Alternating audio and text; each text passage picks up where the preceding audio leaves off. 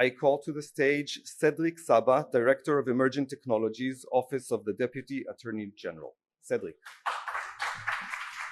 Hi, everyone. So my name is Cedric Sabbah. I'm Director for Emerging Technologies at the Office of the Deputy Attorney General for International Law. So basically, I focus on international law and technology, and basically I look at how the international community is shaping the rules of tech governance, and I try to promote Israel's interest in that space along with other colleagues from different government departments.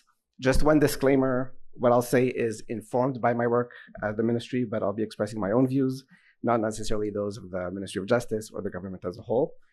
So to begin, I'd like to take you 3,500 years ago with the first documented story of disinformation that I know about.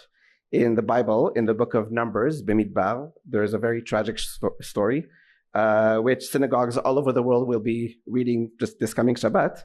The story is often called the sin of the spies, Chet HaMeraglim. It's a biblical spy scandal.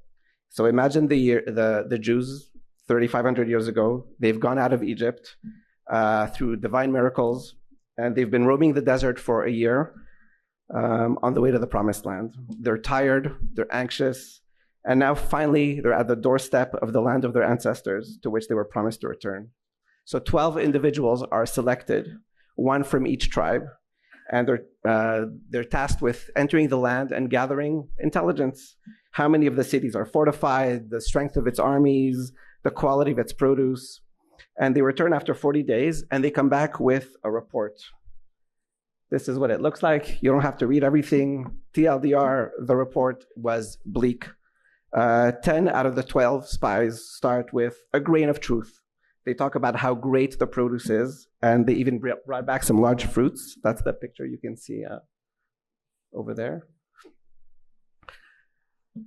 But then they grossly exaggerated the downside, the enemy's strength, their own perceived weakness, and they spin all this into a narrative of despair, designed specifically to discourage the Israelites from proceeding with their journey. In other words, a disinformation campaign. And it worked. The Israelites were devastated, so much so that the majority started complaining. Why did Moses take us out of Egypt? To die in the desert, we should have stayed in the desert. Only 2 of the spies, Joshua and Caleb, brought back truthful intelligence, but that wasn't enough to sway public opinion. And we see here exactly how disinformation works. It mixes some truth with lies to give an aura of plausibility. And we see how quickly it spreads, how dangerous it is for national cohesion, and how it can undermine our faith in governing institutions. And keep in mind, this happened before the internet, before social media, cell phones. So it's not a new problem, but these issues are amplified and exacerbated by the ease with which disinformation content can be created and distributed. You can only imagine what it would have looked like today, maybe something like this. So now we fast forward to today. I'll let you time to read the memes. We're in a global world with disinformation threats coming from within and from abroad. We have social media, we have Gen AI, multiple actors in the content supply chain. I don't need to elaborate, you're all familiar with the problem, and of course, panelists will expand. And the problem, and the question that we all want to answer is, okay, so what do we do about it? So in my presentation today, I'll try to suggest a few topics for discussion. Hold on. Okay. So I'll set the stage by talking about international frameworks within which the discussion is occurring. I'll discuss the main legal tools that help somewhat address the issue, although in a limited fashion. And I'll propose a general framework that can be useful for a country like Israel based on the work of the OECD on this topic. And hopefully along the way, we can get some insights from our biblical spy story. Okay. So international frameworks. So for liberal democracies, the starting point generally is the open model of the internet. That's been the foundation of internet regulation for the last few decades. So I'm oversimplifying. It's a utopian vision, but bear with me. Generally speaking, in Western democracies, the internet is seen as a force for good. It allows for the exchange of ideas, free speech, innovation, propagating democracy, international trade. And this is very different from the views of authoritarian regimes that see information as a weapon and have no problem controlling speech. So for the purpose of my talk, I'll just disregard this view. So there are two general pillars for that you could say that inform the open model of the internet. One is international human rights, and the other one is international trade. When we talk about international human rights, big problems with the clicker. Okay. So I refer mainly to free speech, which is enshrined by the major human rights texts, and in particular here you have the ICCPR, one of the major human rights conventions to which every country pretty much is a party. And it has Article 19, freedom of expression, and then a limited and very high threshold exception for other types of speech that are problematic. And the other pillar is international trade. Here we go. Generally, countries want more integration. The World Trade Organization is, as we speak, negotiating a new treaty on digital trade. Countries want less regulation, little to no data localization. And in that framework, any kind of content moderation fundamentally hampers the free flow of data. Now, a good example of these two pillars is the declaration of, the Declaration for the Future of the Internet. It was a US-led effort a couple of years ago. 60 countries, including Israel, signed. And basically, it's like an updated version of what we want the internet to look like. And it obviously talks about these two pillars, freedom of speech and trade. And when it talks about disinformation, you can read here, it talks about it always couched in, we want to tackle disinformation, but consistent with human rights law. And if you look at reports of the UN Rapporteur on Free Speech, and also the latest draft of the UN Global Digital Compact, which is going to be an important text for the UN in the years to come, you'll note that there too, they identify disinformation as something that needs to be addressed, but always without saying we should impose binding limitations on speech. And indeed, as of now, there's no international treaty that prohibits disinformation. So for example, the Budapest Convention on Cybercrime, 60 countries, Israel is a party, and it basically criminalizes hacking and related crimes. It almost doesn't deal with content except for the most egregious type of stuff, the child sexual exploitation material. There's also something about IP theft, but it doesn't criminalize disinformation.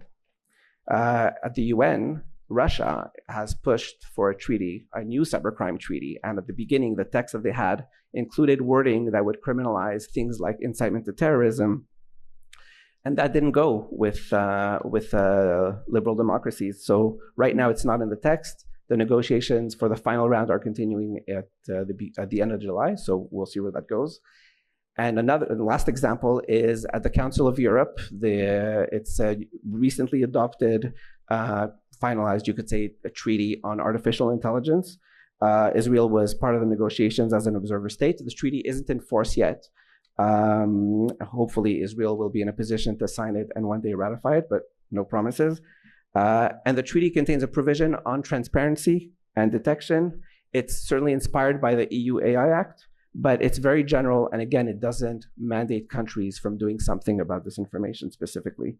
So by and large, these texts refrain from mandating content regulation. Now, that's not to say that we have no tools. I'm going to talk about some of them. So one is under international law. Under international law, we have this rule of non-intervention. Basically, it's a prohibition for states to interfere in the internal affairs of other states. We're talking about a high threshold. Now, Israel and many other countries have gone on record and said that if a country were to manipulate the numbers, the actual numbers of election results, so that would clearly be a violation of that rule. But less than that, short of the actual manipulation of the numbers, so maybe severe extreme disinformation campaigns, there's no hard and fast rule. It would be very context-based. And if there were a violation of that rule based on some kind of disinformation campaign, then the victim state would have different tools at its disposal. Usually we refer to something called countermeasures, which is the ability to do something against another state as a way to induce that other state to comply with its obligations. It's not a perfect instrument. One is it only applies to state violations. So you could say it also applies to proxies acting on behalf of states, but it doesn't apply to purely private actors. And then we have domestic law. So we have the general frameworks of criminal law, which includes things like incitement to terrorism. And now we have, over the last few years, as always mentioned, a set of new regulatory efforts by different states and the EU in the field of content moderation for social media. And we can learn here from the Digital Services Act, the UK's approach, Australia's. Also, I had the benefit yesterday of learning about Singapore's approach. So I'm not going to get into the differences between each and every one of them because they're each very much based on their own ecosystem and their set of values. And instead, I want to focus on the commonalities. And the key commonality is, generally speaking, they're not in the business of regulating speech. The stuff that we call lawful but awful, except in the most egregious cases like CSAM, cyberbullying, sharing intimate content without consent. We do have a widening of what's considered illegal and harmful. So there are new, in the UK, Australia, there's some flexibility there, but it's still considered criminal and with these criminal law thresholds.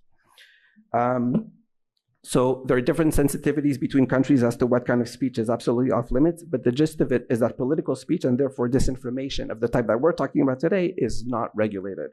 So what do? They tackle topics that are adjacent to content. So for example, companies are expected to conduct due diligence, risk assessment, I'll put it here, sorry,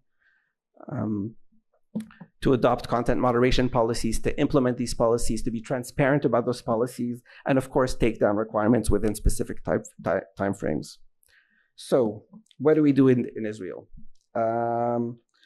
I don't pretend to have all the solutions, and this whole panel is dedicated to hearing different voices, so I hope I could provide some food for thought. And what I'd like to do is to propose a general approach that is anchored in Israel's cybersecurity strategy. Now, it's not the updated strategy, so hopefully this hasn't changed, but I think the general framework still makes sense. So the basic elements of Israel's general cybersecurity approach is, you can see here in this pyramid, the bottom layer, which refers to basic cybersecurity hygiene activities that have to be taken by a country, and you could say also at the organization level, to prevent cyber attacks, the defense, malware protection, two-factor authentication, awareness campaigns. And this aims at deterring or preventing the majority of incoming cyber attacks. The second layer deals with incident response. Once an attack has occurred, how can an organization mitigate the damage and resume activities as quickly as possible? And the top layer refers to what do we do to deal with the actual attacker in that specific case, which could be criminal law tools, diplomatic tools, military, etc. So I want to suggest that the same model, with some adaptations, can be applied to disinformation. So I'll describe here the model briefly and then add a couple of thoughts. So at the bottom level of the pyramid, we have information integrity, and societal resilience. These are terms I borrow from the OECD's recent guidelines on disinformation. And broadly, it's a recommendation to take a holistic approach to disinformation. I think we've heard Gabi Portnoy, and also what Roy said earlier is very similar to that. If you look at the report, we're not going to read all of it, but basically the idea is to shift the focus away from specific disinformation regulation and to look at the entire information space.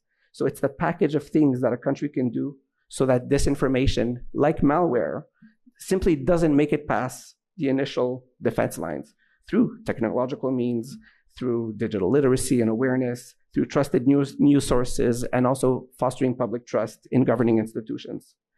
I'll go back to my pyramid. The second layer is what happens after the disinformation is crept in. And here we are at the level of mitigation and dealing with incident response. And we rely there on content moderation by third parties to minimize the harm. And the third layer is how we deal with the actual source of the disinformation at the state level. And here we can use the tools that I referred to earlier, criminal law tools, takedown orders, and international law countermeasures. So that's the basic framework. Going back to our biblical spies, the fact that disinformation spread so quickly was a symptom of a deeper problem, which is the lack of faith that the ancient Israelites had in their institutions, represented there by Moses. To resolve that problem, it would involve not just contending with a specific message that was problematic, the idea of we shouldn't go to Egypt, to Israel, but building trust over time and ensuring access to accurate information, i.e., the report of Caleb and Joshua.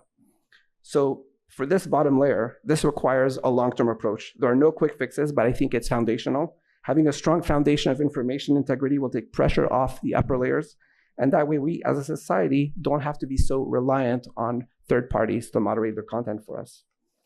For the middle layer, content moderation regulation, I think we need to embrace regulatory agility in the face of technological and geopolitical change, especially with developments like Gen AI. In doing so, I think it's important for Israel not to reinvent the wheel and to build on what's already been going on, so that its approach vis-a-vis companies is interoperable with that of other countries. So instead of just copy-pasting the DSA, in my view, we need some kind of DSA light. So if we take the aggregate of these initiatives and try to just simplify them a little bit, focus on the common denominators without necessarily copy-pasting. So basic rules of transparency regarding content moderation policies, obligations to implement these policies, simple takedown requirements with a liability regime. A few years ago, there were proposals on the table to create some kind of content moderation rules for social media in Israel, basically a very simplified version of the DSA. Due to the elections, the momentum was cut short, but I think something along those lines could have been a positive step. It means on focusing on the unlawful content, not the awful stuff. We can have a separate debate about whether we need to expand what we consider illegal. And finally, what about regulatory sandboxes to test certain approaches to content moderation? I'm almost finished. As a general note, I have to stress the importance of international coordination and multi-stakeholder engagement to be efficient in combating foreign influence. Domestic regulation alone is not enough, and this is where I think forums like the OECD can play a meaningful role in expanding and refining the global conversation on disinformation and to reach deeper understandings of how to address evolving threats. Lastly, there are no perfect solutions. There will always be trade-offs. More regulation means more false positives, more restrictions on legitimate political speech, and it also means that we're relying on third-party companies to make the bulk of decisions for us. But if we care about the open model of the internet, which I think we do, then the challenge is to find the right balance, to be agile and adaptive, and at the same time to adopt a long-term strategy for information integrity in Israel and among other liberal democracies. Thank you.